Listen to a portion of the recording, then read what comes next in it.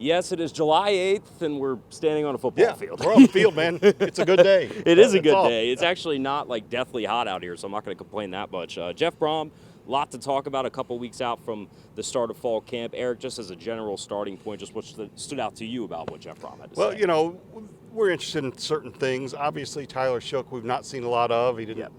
We saw some of him in the spring. Excited to see more. We want to know who's going to back him up.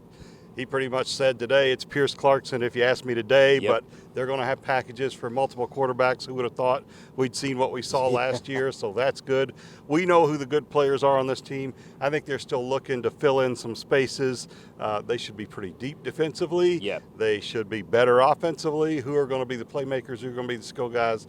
All the questions we had coming out of spring we still have, but we're getting a little more focused maybe. Absolutely. I think that backup quarterback spot is really interesting just because there's a couple differences between Tyler Shook and Jack Plummer, I would say, in that we didn't have the concerns with Plummer in terms of his health. You know, if you look at Tyler Shook's career, the ding on him has been he has not been able to stay healthy. So I think when fall camp starts, our focus will be on the guys like Pierce Clarkson and Brady Allen and Harrison Bailey, who I think Brohm did a good job of breaking down what each guy will bring. Pierce Clarkson, we all know, is a very good athlete in addition to being a very promising quarterback. Harrison Bailey, a little less mobile, a good thrower. And then it sounds like the guy who might have the best grasp of the system himself is Brady Allen, but needs to play a little bit more athletically, a little bit more fluid. But each of those guys, I'm intrigued to see who will get those first game reps, and it sounds like it would be Clarkson. Well, it's funny. You know, you look at who's going to be the backup, who's going to maybe get a series each game or something. That's a guy you want to meet that to be Clarkson. He's young.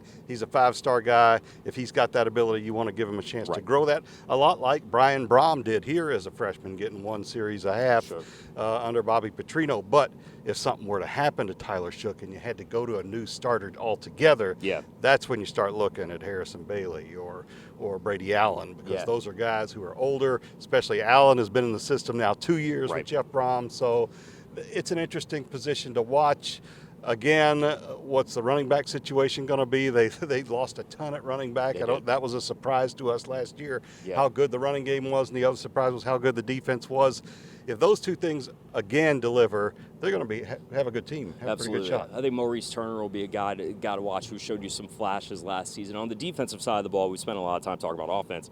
They should be really good defensively. I mean, when you look at the secondary and what they're bringing back, Quincy Riley in the way, MJ Griffin fully coming healthy. back. That's a big deal. Great addition for Louisville's defense. I think their defensive line, Eric, promises to be better than last year. I think they have more depth, and I think they have more rotational pieces to work with. Yeah, and another guy that, of course, MJ Griffin going down early, that was a big deal. And Ben Perry getting hurt rather early in the season, that's a big deal on the defense. And you know, you look at that first game where they really struggled in the first half. I think he's struggling because they didn't have a couple of their best players, and that should have been expected. But the way they adjusted and as good as they were all season, I think it gives you a good feeling coming into this season. No questions asked. We did not get to talk to Jeff about the release of the NCAA football video game. That is my fault. You're going to have to be the authority on that. No, that's fine. I got it. You can do it. I know. It's problem. okay. We all have our different strengths and weaknesses. That'll be mine, and that's okay. But we're excited to get back out here in a few weeks for the start of fall camp. But for now, he's Eric Crawford. I'm Tyler Greever for WDRB Sports.